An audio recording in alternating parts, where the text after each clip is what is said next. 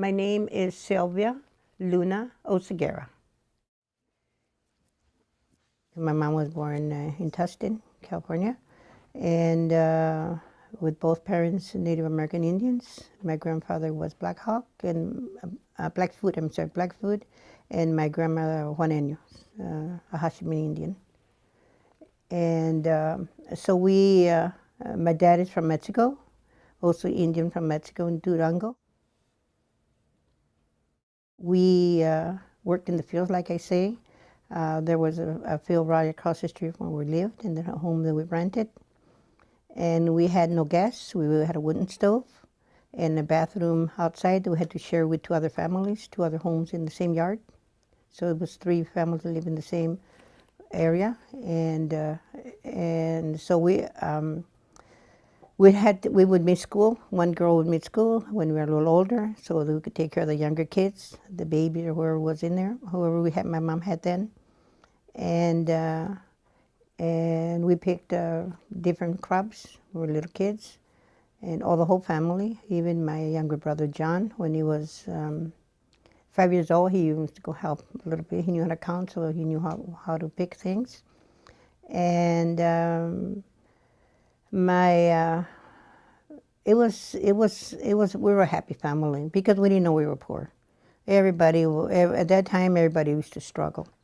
And so this was starting like I was born in the late 30s. My other three older sisters were born especially during the Depression. So my sister, it must have been 4 or 5 years, I'm not sure. She would help my dad because there were walnut groves around there. So they'll crush walnuts to sell them, to buy milk for the little ones. And we also, my dad had a garden where he grew vegetables. So that was how we would eat, and make homemade tortillas on the wooden stove. So we had a good childhood, I could say. Besides we work and ate and play, and the orchard were my play field with my brother and the other boys in the neighborhood, because I was a tomboy. I was so thin. I wore a hat all the time and boys' clothes, so no one would know I was a girl. So sometimes when the illegals would come through the orange groves, my brother would send me home so I could make burritos for them. So my brother and they would take it to the illegals, and mostly Mexicans, and we would then I would stay home until they were gone because I was a girl. But they didn't know that because I was so thin and looked like a boy. Yeah. My mom and my dad had misunderstanding, so we ended up in El Medina with my grandparents for almost a year. We lived with my grandparents. My two brothers, because we were separated when my aunt and two aunts and my grandparents, and I with my three brothers, Pete, Frank, and John, stayed with my grandparents, and we had a good time. My grandfather was retired already, so he had like a little orchard, a lot of property in Medina, and he had fruit trees, not very big, and that's how with his Social Security and the fruit that he sold, that's how he made a living. And my father would go every Saturday and take us a box of groceries until when they were separated from my mom. And we had a good time. My grandfather taught us all about the Indians, taught us how dance was, and told us more or less about how the Indians lived, and just about it. And until my mom and dad got back together again, and we came back to Santa Ana. But then the problem is that my mom and dad separated, didn't last so very long. We stayed with my dad. Myself, my other sisters had gotten married, my three older sisters, so I took over the house. I was 13, and it's kind of hard because sad memories. Well, anyway, Pete was 12, Frank was 11, Alvin was 7, and Leo was 2.5. And my mom just took her baby with her. My little sister was almost a year, and so we stayed with my dad, with all of us. And my dad was an arms picker, and my brothers went to school, and then they during the summer they went my dad to picking oranges also, and they get teenagers, and we all somehow made it, and they married. Some of my brothers married, and three of my brothers went to the service during the Vietnam War. Two of them served in Vietnam, and one served in Germany, because my brothers volunteered twice, so my brother would not go to Vietnam, and they didn't see combat. Well, John was a Marine, and he retired as a master sergeant, and he worked in communications. So he's the one that was setting up communications and carrying phones for the soldiers, and during the war, and like I say, he served 2 terms, because like I say, and well, that's about it. That's what he did. Didn't travel there. They had to hide from the. Sometimes they got shot at, but he was never injured, nor the men he worked, the men he under him, the ones that will help him with communication. They'd set up wires, and then my brother had to go check and see they did the work right. Like he was the ship, the officer, then took care of him. I don't know what you call him, but anyway, it was his duty to see that the work was done right under the men they work under him, and so he did 2 terms. And my other father, Frank, was in the Army, and he was a paratrooper also. And he worked driving big trucks, taking, what do you call it? Taking things that the soldiers need when they were going to battle. So he drove big trucks and jeeps and whatever to take in, oh my gosh, like food and instruments, yeah, things like that, to even ammunition, even things that they would need. He would ride big trucks, and then he would bring soldiers and bring them back, and then soldiers that are wounded, he would go and pick up wounded soldiers that need to come back, and that's the work he did. But he never was actually. He was when they got being shot at, but they were not really actually fighting. He was more like taking things to the soldiers that they need, back and forth with the big trucks or tanks or whatever. So that's what my brother Frank did in Vietnam, and John in communications. So that's what they did, and then they did 2 terms, but they never talked about it. John, the last time, they would never talk about the war. John, my brother, I was there when he died, and so was my son Joseph. And he started talking to Joseph. Joseph is a policeman for the Los Angeles Police Department, and I guess he could communicate with him, and they were talking about the war. And John was telling him about one time when he was working up north at the recruiting office, and there were always 2 of them, and one of his buddies had gone for lunch.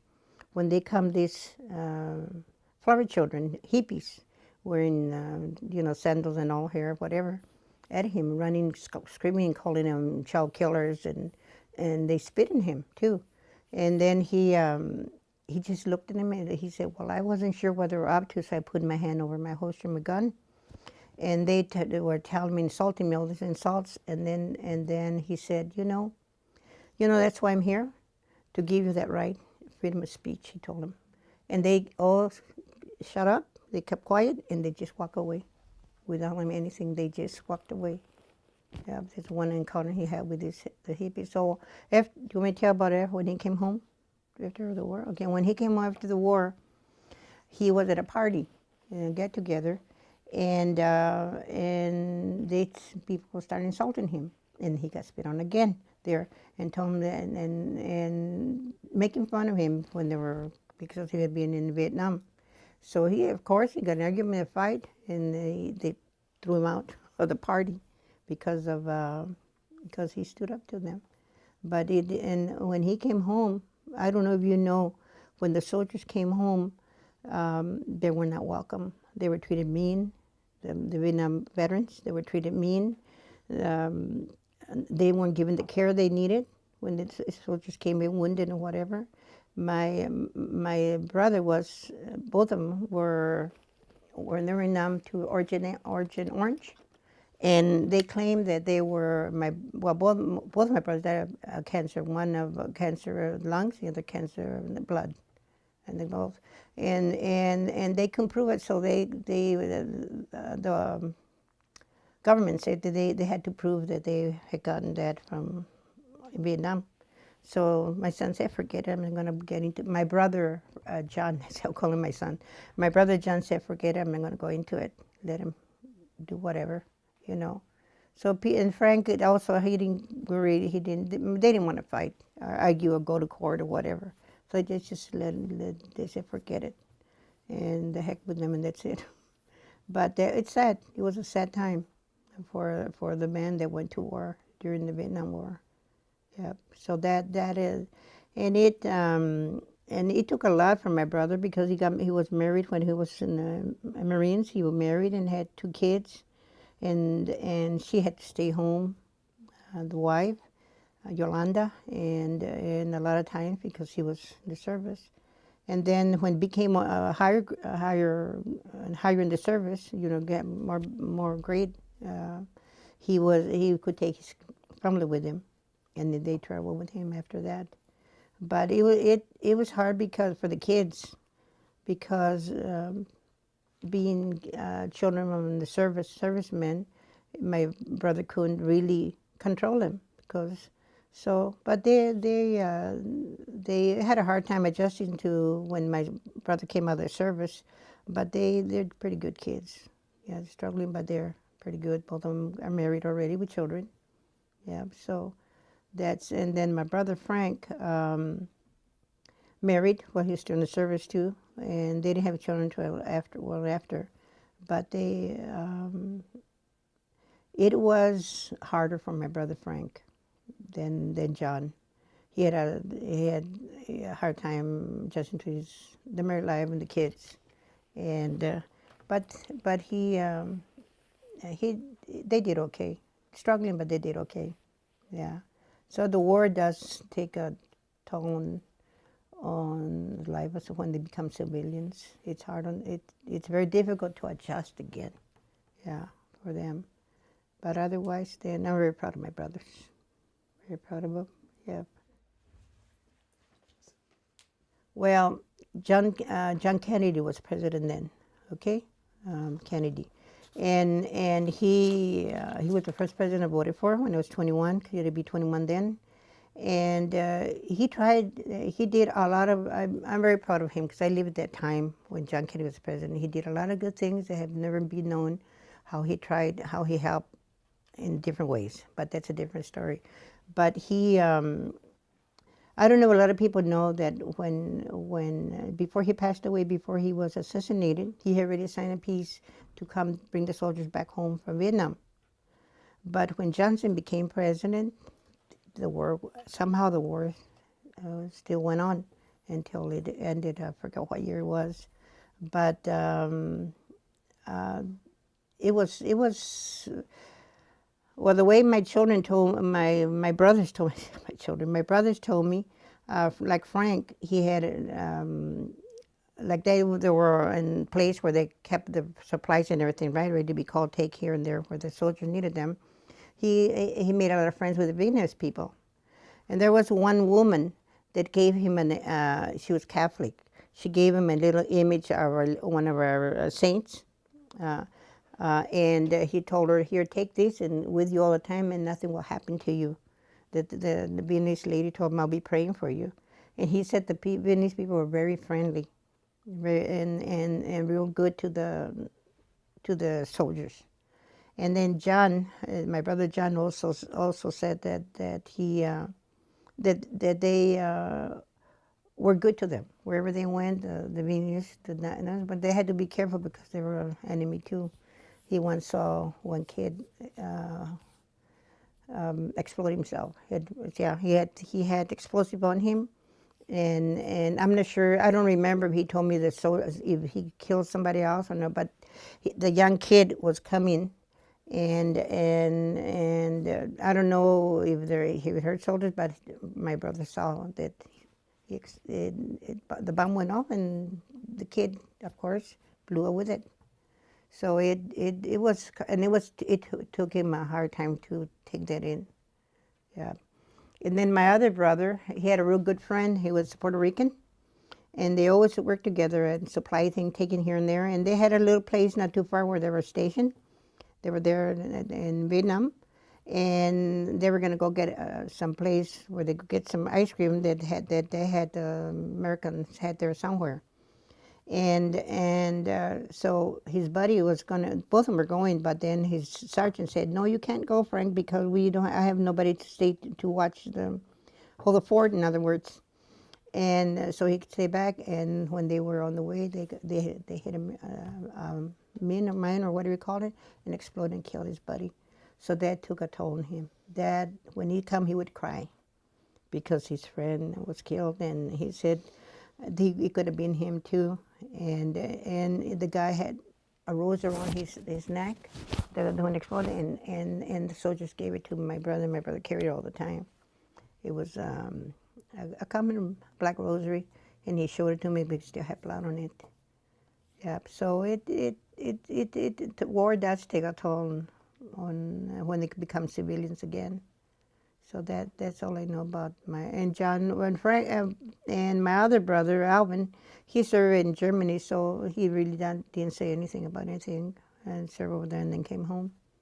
There was a lot of drugs over there, though, a lot of marijuana and drugs up there in Germany. Yep. And so during the war they offered drugs also for the soldiers, but depend who took it, didn't take it. They didn't tell me if they took it or didn't take it. They just told me that there were people there that did that too. And so in Germany, there was a lot of drugs. There marijuana and other drugs. But that was strange because I never heard about it. And I would have never thought that these things they could have these things up there. But it's the truth. Yep. It's sad, but it's the truth. Yeah. But they're brave soldiers. They're all brave soldiers. They're that much. Yeah. So, and my brothers were proud to serve for their country. They were very proud of it. Yep. They were the 2 years, and then they re-enlisted to go the other 2 years. One, and then John, and then Frank. The one, the Marine, and then the infantry, the soldier, regular soldier. And because my brother would stay, so they wouldn't take my younger brother wouldn't be shipped to Vietnam. That's why they re-enlisted again, both of them. Well, they like serving. They were good warriors. We put in Indian warriors. They were good warriors. Put it that. They were Indian, and it was in their blood. They're warriors. They like to serve their country, and that's about it. Yep. So that's what I gotta say.